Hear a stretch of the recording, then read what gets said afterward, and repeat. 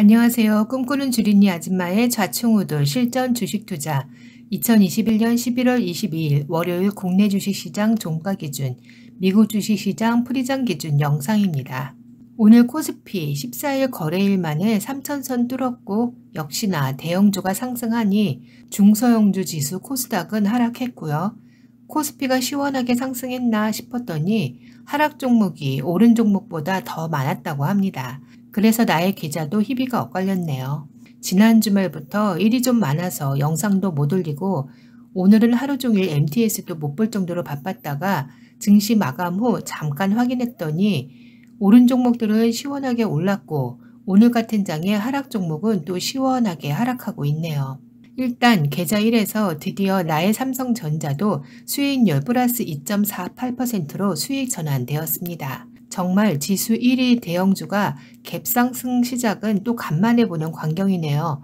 삼성전자의 수급을 보면서 우리나라 증시는 외국인의 매수세로 좌지우지되는 외국인들의 놀이터라는 말이 왜 나오는지 알겠더라고요.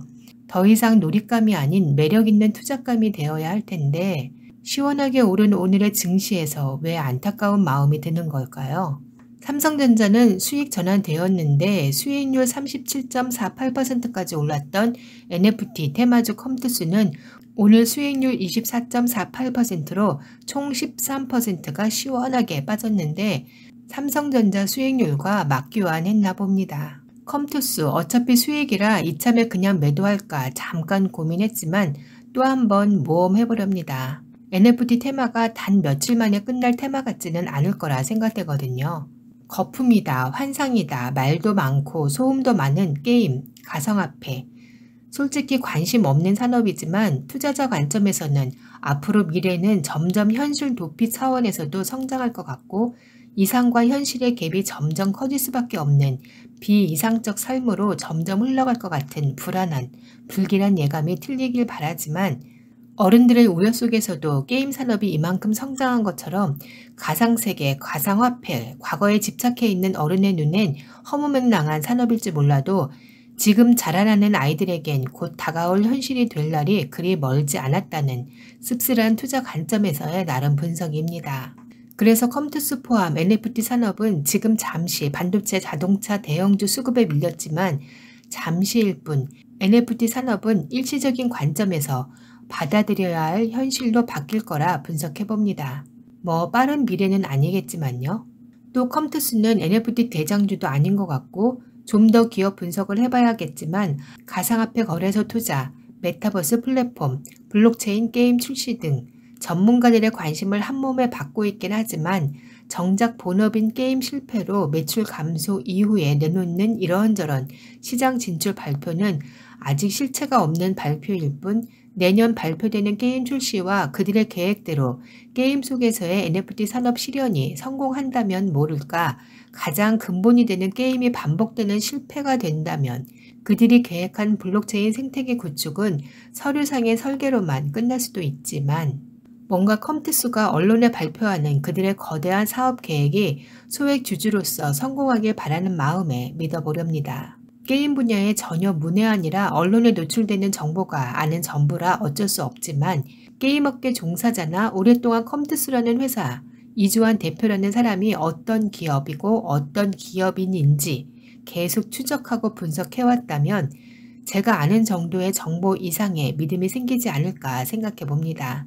이래서 집중투자, 가치투자, 장기투자가 중요한 거구나 또 한 번 깨닫네요. 컴투스는 파헤칠 정보가 너무 많아서 아직 공부가 안 됐기도 하고 오늘은 컴투스보다 다른 종목 풀설이 많아서 컴투스는 여기까지만. 암튼 오늘의 국내 계좌 1 손실률 마이너스 2.59%, 계좌 2 손실률 마이너스 18.30%로 반도체 섹터가 많이 차지하는 나의 포트폴리오라 오늘 시원하게 반등한 지수 때문에 나의 국내 계좌 손실률이 간만에 마이너스 299만 613원으로 10월 5일 국내 계좌 손실률 최대치 마이너스 574만 249원에서 270만원 돈이나 줄었답니다.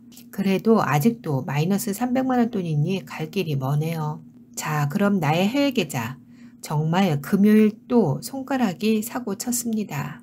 지난 금요일 새벽 NRGD 12.36% 급상승 마감했고요. 11월 18일 영상에 유가 하락하고 NRGD 상승하긴 했지만 앨런 워드라는 칼럼니스트가 쓴 기고문에서는 유가가 그리 쉽게 떨어질 것 같지 않다는 결론이라 왠지 신빙성이 느껴져서 금요일 새벽 본장에서 떨어지는 칼날을 전문가들이 잡지 말라고 한 그 칼날을 잡았답니다. NRGU 173.13달러 총 1038.78달러 매수. 수개월 유가 ETF 매매를 해봤는데 나에게 있어 유가 ETF는 유혹을 뿌리치지 못하는 불량식품 같네요. 불량식품이라 먹으면 좋을 게 없는데도 그 맛에 이끌려 자꾸 사 먹게 되는. NRG도 현재 4,366.79달러 물려 있는데 또 1,000달러 질러버렸습니다.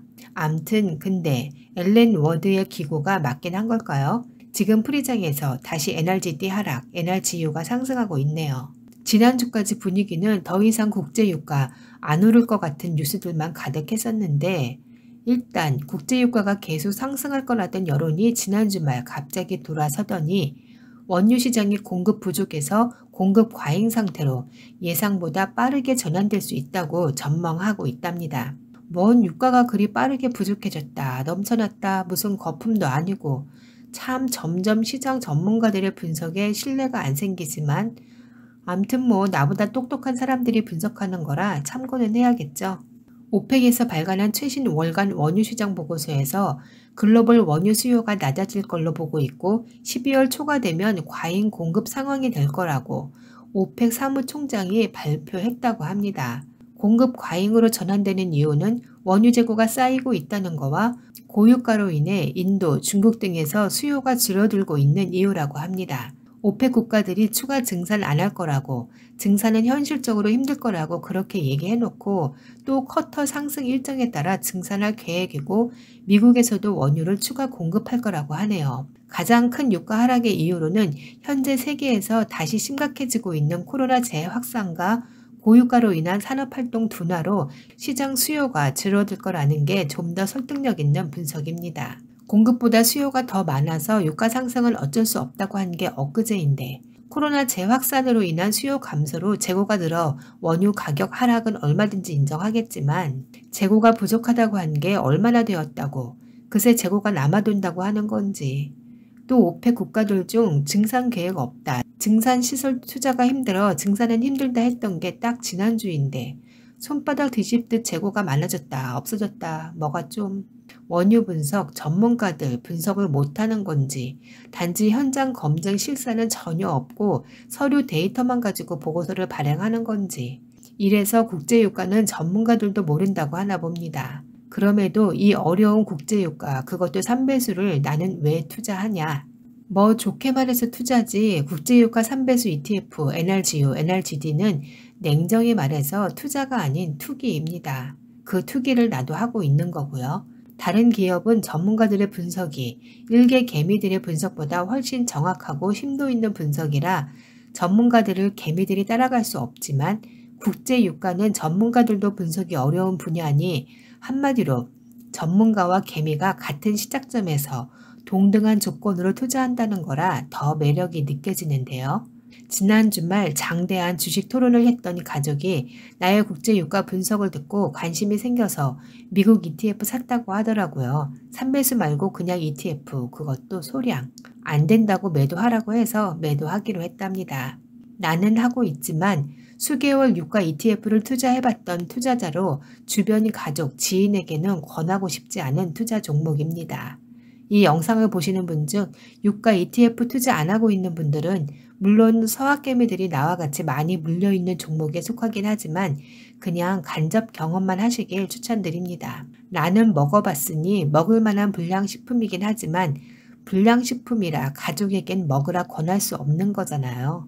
불량식품 말고 건강식품 드세요. 불안한 변동성, 요동치는 유가 3배수 ETF 말고 꾸준히 우상향하는 우량주 투자하세요. 꼭이요.